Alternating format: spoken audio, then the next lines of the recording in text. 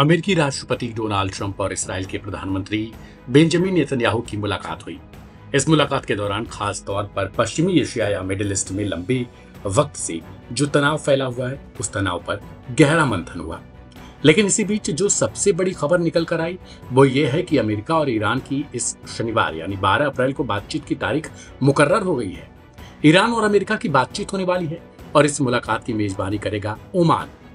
Iran के वजीर खारिजा यानी विदेश मंत्री अब्बास अरागची ने इसकी जानकारी दी। उन्होंने कहा कि ईरान ईमानदारी से न्यूक्लियर डील को अंतिम रूप देने के इरादे से बातचीत में शामिल होने को तैयार है। ये एक मौका तो है, साथ ही एक इम्तिहान भी है। अरागची ने कहा कि गेंद अभी अमेरिका के पाले में है। हालांकि अरागची ने साफ तौर पर यह कह दिया कि बातचीत अप्रत्यक्ष रूप से ही होगी। ईरान के परमाणु कार्यक्रम पर जितनी अमेरिका की नजर है उतनी ही इसराइल की भी है। अगर ईरान ने परमाणु हथियार बना लिया तो ये इसराइल के लिए मुसीबत का ऐसा सबब होगा जो उसे एक दहाड़ने वाले शेर से चुप रहने को मजबूर कर सकता है। दूसरी ओर यूएसए के लिए पश्चिमी एशिया में कोई भी बड़ी सैन्य कार्रवाई को अंजाम देने के लिए बहुत संभल कर कदम रखना होगा, क्योंकि परमाणु हथियार आने से ईरान की ताकत कई गुना तक बढ़ जाएगी और फिलहाल जो देश उस पर दबाव बनाने की कोशिश कर रहे हैं वो नहीं बना पाएंगे।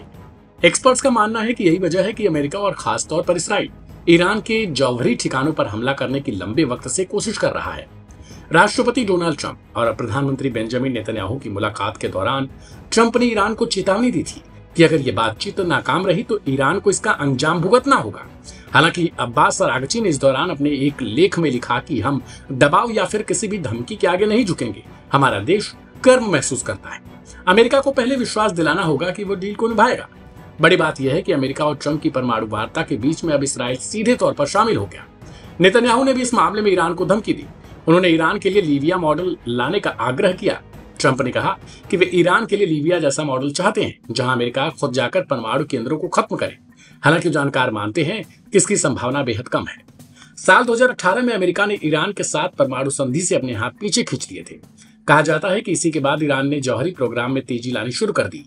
अब ये दोनों देश एक ऐसे मोड़ पर हैं जहां न सिर्फ ईरान बल्कि पश्चिमी एशिया का भी भविष्य तय हो सकता है। कहा जा रहा है कि शुरुआती बातचीत में सब ठीक रहा तो ईरान सीधी यानी प्रत्यक्ष बातचीत के लिए भी आगे आ सकता है। आपको बता दें कि डोनाल्ड ट्रंप की तरफ से लगातार ईरान को लेकर धमकियां दी जा रही हैं। ऐसे में अब ये मुलाकात कहीं ना कहीं इस वक्त शांति के लिए बेहद जरूरी भी कहा जा रहा था। ऐसे में अब देखना दिलचस्प हो जाएगा कि जब ईरान और अमेरिका सीधे एक टेबल पर बैठते हैं तो फिर किन मुद्दों पर बातचीत होती है और आखिर वो मुद्दे बातचीत में कितने अहम साबित होते हैं। इस रिपोर्ट पर आपकी अपनी प्रतिक्रिया क्या है उसे कमेंट बॉक्स में लिखें। ढेर सारी खबरों को अभी देखने के लिए सब्सक्राइब करें लाइव हिंदुस्तान।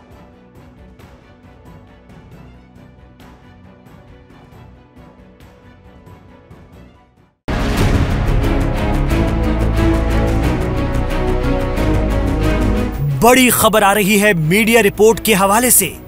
सीरिया पूरी तरह गंवा चुके ईरान ने अपने पड़ोसी इराक में भेज दी है अपनी मिसाइल ताकत। जी हां, खबर आ रही है कि ईरान लंबी दूरी तक मार करने वाली मिसाइलों का पूरा जखीरा इराक को भेज चुका है। लेकिन किसके लिए? तो एक्सपर्ट बताते हैं कि ये मिसाइलें भेजी जा रही हैं इराक में ईरान हिमायती तंजीमों के लिए, जो ईरान के एक्सिस ऑफ रेजिस्टेंस यानी मुकावमत का हिस्सा है।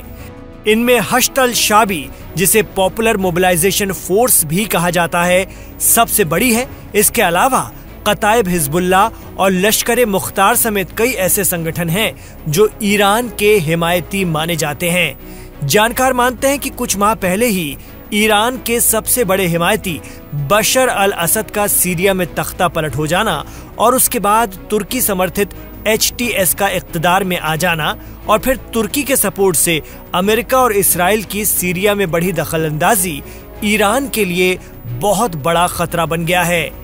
लाइव हिंदुस्तान के दीन दुनिया शो में हमने आपको ईरान मामलों के एक्सपर्ट शौकत भारती के हवाले से बताया भी था कि ईरान पर अमेरिकी और इस्राएली हमलों के लिए सीरिया की जमीन मददगार हो सकती है। सीरिया और ईरान की दूरी ज्यादा नहीं है और सीरिया की सरहद इराक से मिलती है और फिर इराक की सरहद ईरान से। ऐसे में सीरिया में मात खा चुका ईरान अब इराक में कोई चांस नहीं लेना चाहता। यही वजह है कि वहां लंबी दूरी तक मार करने वाली मिसाइलें इराक की ईरान हिमायती तंजीमों के लिए भेजी गई हैं ताकि जंग की सूरत हाल में इनका इस्तेमाल हो सके। कहा जा रहा है कि इराक की तंजीमों के लिए ये मिसाइलें ईरान की पासदाराने इस्लाम यानी IRGC की एयरफोर्स ने अरेंज करवाई है। मीडिया रिपोर्ट के मुताबिक इनमें कुद्स 351 और जमाल 69 जैसी बैलिस्टिक मिसाइलें शामिल हैं। गौरतलब है कि ईरान से लगे इराक में बड़ी शिया तंजीमें एक्टिव हैं। आपको बता दें कि इराक के बड़े मजहबी रहनुमा आयतुल्लाह सिस्तानी के फतवे पर ही हश्दुश-शाबी का क़याम उस वक्त हुआ था जब दहशतगर्द तंजीम ISIS यानी दाइश के लोग इराक के एक बड़े हिस्से पर कब्जा जमा रहे थे।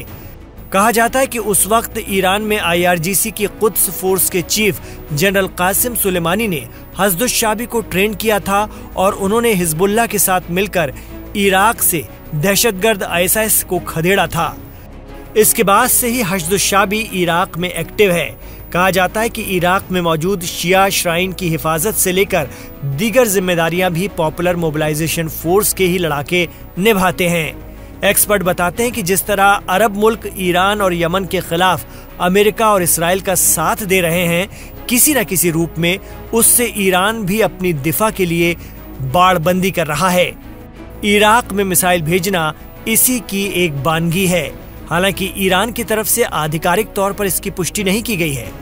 तो एक तरफ तो ओमान में अमेरिका और ईरान के नुमाइंदे मीडिएटर की मौजूदगी में बात करने के लिए आमने सामने होंगे, तो दूसरी तरफ किसी भी खतरे के मद्देनजर दोनों तरफ से मजबूत जंगी तैयारियां भी जारी हैं। जानकार कहते हैं कि सीरिया खो चुका ईरान शायद इराक को अपने लिए आसान रास्ता बनने नहीं देना चाहता।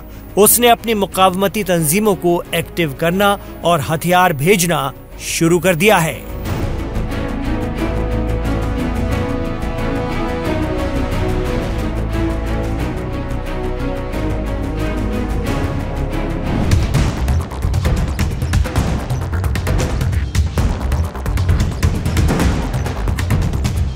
ईरान को घेरने के लिए अमेरिका ने एक और सुन्नी मुस्लिम मुल्क का साथ ले लिया है, लेकिन ये कोई अरब देश नहीं बल्कि ईरान की सरहद से लगा वो मुल्क है जहां की सरकार अमेरिका की सबसे बड़ी दुश्मन मानी जाती है।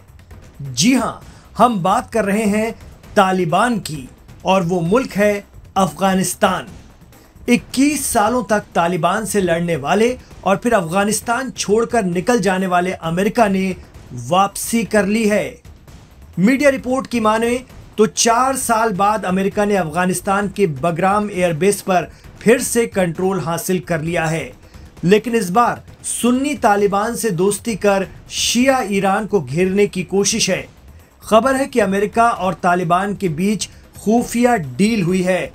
अमेरिका ने अपने एक दुश्मन से हाथ मिला लिया है दूसरे को खत्म करने के लिए। गौरतलब है कि बगराम एयरबेस एक बेहद अहम मकाम है रणनीतिक नजरिए से। यहां से ईरान को टारगेट करना सबसे आसान है और सटीक निशाना भी लगाया जा सकता है।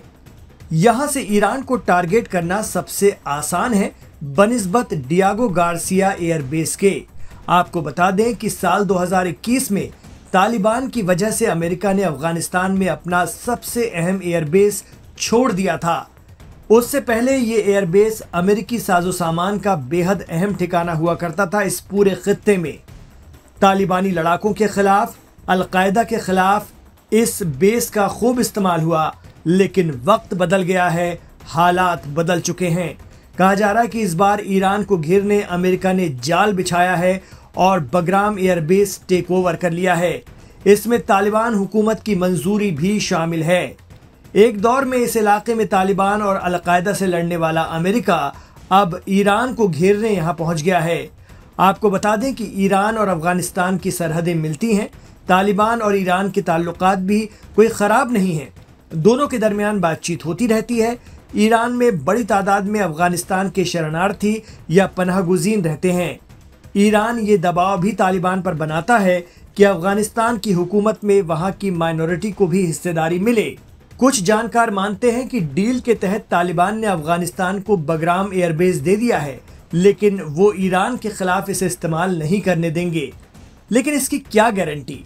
मिडिल ईस्ट के अरब मुल्क भी अभी ना कर रहे हैं, लेकिन चाहे अरब देश हो या तालिबान, वक्त आने पर अमेरिका को मना करने की शायद ही किसी की हिम्मत हो। भले ही फौरी तौर पर इससे इनकार किया जाए, लेकिन सुन्नी अक्सरियत वाले मुल्क शिया बहुल ईरान के खिलाफ मोर्चाबंदी में किसी न किसी रूप से अमेरिका का साथ देते नजर आ रहे हैं। और तालिबान जैसे अमेरिका मुखालिफ का अमेरिका को बेस दे देना बताता है कि अपने अपने मफाद के लिए सभी अपने तरीके से अपने ताल्लुकात बनाते हैं। सूत्रों के मुताबिक अमेरिका के जरिए बगराम बेस को फिर से टेक ओवर करने की औपचारिक घोषणा इसी हफ्ते की जा सकती है। मीडिया रिपोर्ट्स की माने तो पिछले हफ्ते कई अमेरिकी C-17 सैन्य ट्रांसपोर्ट विमान बगराम बेस पर उतरे, जिनमें सैन्य वाहन, हेलीकॉप्टर और दीगर साजो सामान, साथ ही खुफिया अधिकारी, यहां तक कि CIA के डिप्टी डायरेक्टर माइकल एलिस भी मौजूद थे। तो क्या हिंद महासागर में डियागो गार्सिया और अरब देशों में मौजूद अमेरिकी एयरबेस के बाद अब ईरान के खिलाफ नई जगह से अमेरिका ने मोर्चा खोल दिया है, जहां से सटीक निशाना लगाया जा सके? इसके पीछे आपको तालिबान की मंशा क्या लगती है? हमें कमेंट बॉक्स पर जरूर बताएं।